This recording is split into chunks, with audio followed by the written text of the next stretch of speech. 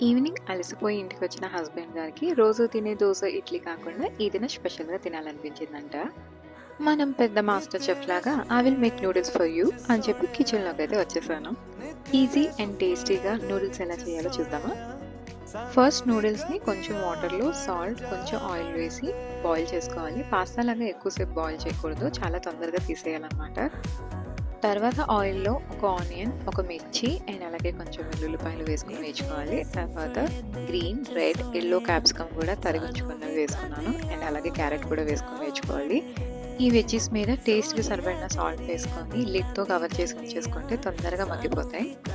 తర్వాత ఇందులో vinegar, soya sauce and అలాగే red chilli, green chilli sauce and అలాగే కొంచెం కెచప్ వేసుకొని మిక్స్ చేసుకోవాలి. కొంచెం పెప్పర్ పౌడర్ కూడా వేసుకోండి, టేస్ట్ ఇంకా బాగుంటుంది. తర్వాత బాయిల్ చేసుకున్న నూడిల్స్ వేసుకొని మిక్స్ చేసుకోవాలి. వేడి వేడి నూడిల్స్ వచ్చేసాక హ్యాపీ టమ్మీ హ్యాపీ హస్బెండ్.